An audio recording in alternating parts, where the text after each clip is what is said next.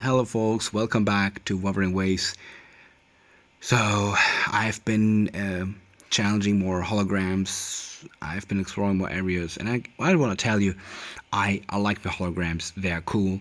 I've defeated nearly all holograms up to difficulty 4. I still have to do Crawlers on difficulty 4. I think I will just use her and brute force towards my victory. I mean, she can't do that. She absolutely can't do that. And though she is not the best matchup against all of these echo bosses, but the thing is, there are holograms which she just can brute force. For example, the Crownless, Impermanence Huron.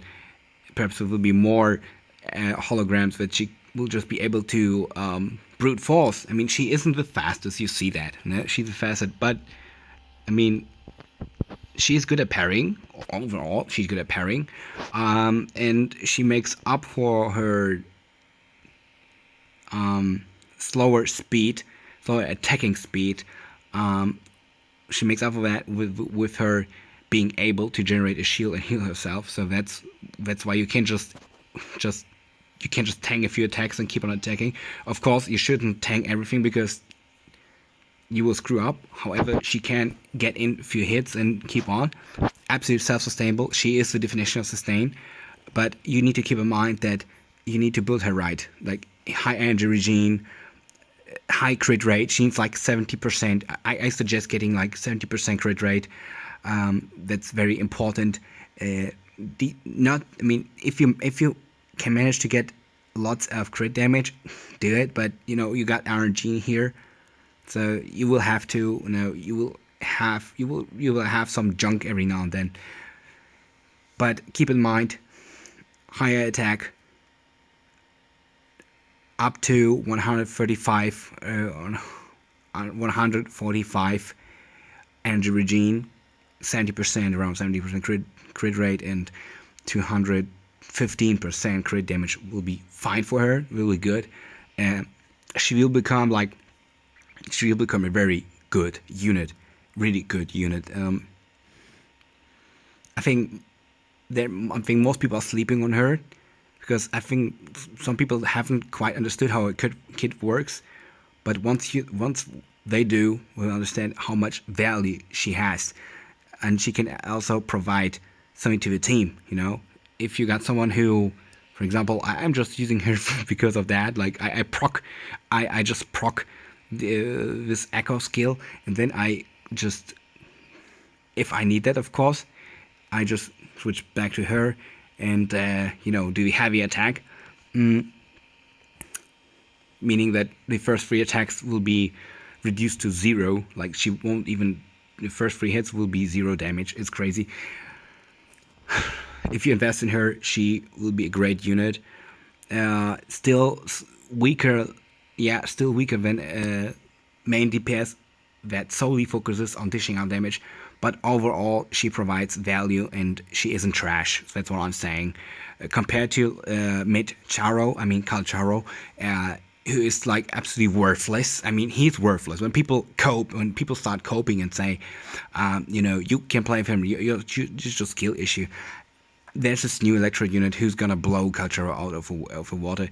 But you don't even need to compare the new electro unit to Kal Charo. You can just, this guy here, Havoc Rover. I mean, overall, he is doing so much better than Kal Charo. He can parry, he can dish out, he can parry with ease, he can dish out damage, he's fast. If you build him right, he's gonna beat everything. I mean, as long as the Echo Boss or the Echoes are not resistant against Havoc damage, he will just deal with everything. Crazy, really good unit. I like him. Let's have a look. I mean, this is level 20. This is also level 20, so I haven't maxed it out yet. Anyways, I will still have to work on him. I recommend reaching, recommend getting 70% crit rate, around 70%. This will be good. 70% crit rate, like 200 15% crit damage, chef's kiss, and of course energy regime, because you will want to proc his ultimate as much as possible. So you should build your units in a way that will be self-sufficient. I mean, Yang, she can what can she do? She can do something cool. So she can restore for resonance energy with the ultra skill, energy per second. Yeah, it's great, but you will want to build your characters in a way that they're just self-sufficient. Yeah, overall these two units are great, and he is, in my opinion, even cooler, better than Encore. Encore is not so good at parrying. Like this guy here, look at him. Like he can counter. He's so fast. He can counter everything. I used him against I beat difficulty 4 Memphis using my Havoc Rover, and he was performing so well. Like within the first 20 seconds, I shredded his reverberation, or his white bar. Let's call it white bar, to 0. No, it's crazy how good he is. It's crazy how good he is. But of course there will be some moments where you will want to dodge instead. But he's just so fast and so agile, crazy powerful. If you build him right, have enough energy regime, high crit rate, he's just gonna be so freaking good. It's even ridiculous how good he is. The main character is so freaking good. It's really good.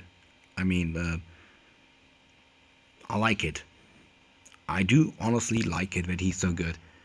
I like his Havoc version more than the Spectro, but that's up to personal preference, I guess. So, yeah. What else?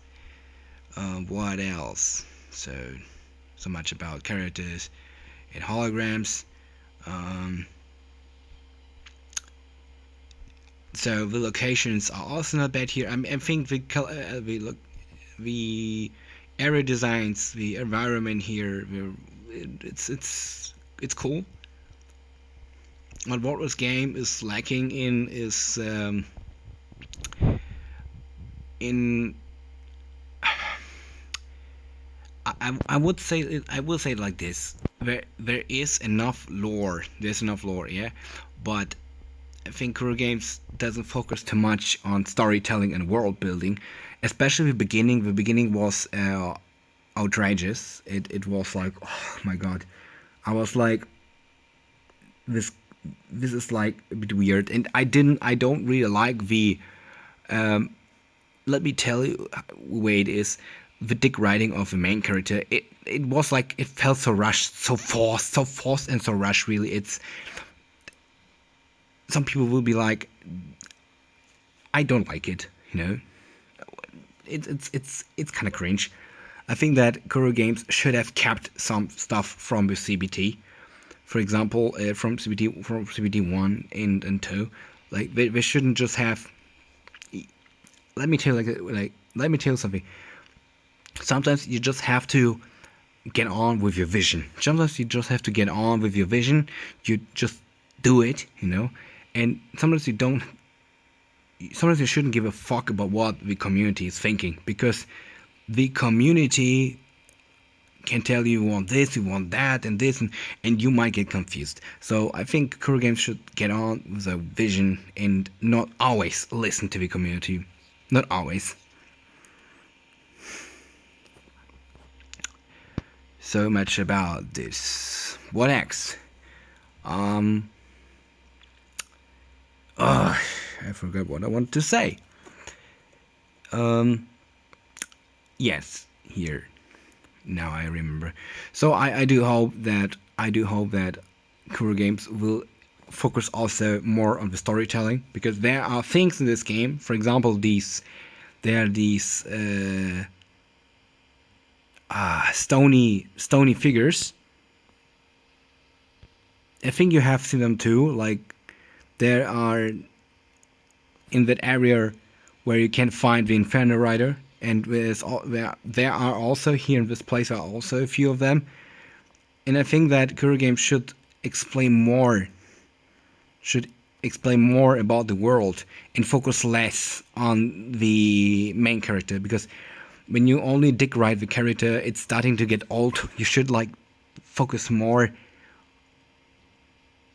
on the world here, on the environment here, what's going on here. No, this is more important. Like in the beginning, they come up with all these terms, but later on, everyone just starts having amnesia, and suddenly nobody cares about that stuff anymore. Like, you know, this game could have had AAA storytelling, could have had, but you need good story writers. If you have bad story writers, you will never have AAA storytelling, and you will never have that. And I think this game has potential. I don't hate this game. I do like the combat. I'm just trolling these Kuro shells sometimes, because they are like, sometimes they are so freaking insane that it's just getting out of hand and it's just looking ridiculous. Of course, there are also some Genshin players who are over the top, but I think it is undeniable. It is undeniable that this game lacks in good storytelling. The very beginning was like, holy fucking hell, you know. It felt so rushed, and I think it wasn't a good idea to rush it. They should have just given all of these things more time. Like, start slow and build it up. Start slow, build it up. But anyways, let's see how it will handle the story from this point on, you know. So much about this. I think there's nothing else to say for now. I still need 3 more levels until Union level 40. You need to reach Union level 40 so that you can just start grinding a lot, you know, You get that food, you know, to increase your drop chance, and then you just go crazy, you know. I mean, not every day, because if you keep doing it every day, you will burn out, but every now and then, yes. And just accumulate these echoes. Then if you see you have gotten the right ones, give it a try, and hope that RNG Jesus is gonna bless you. Because the RNG in this game is also crazy. You might end up rolling into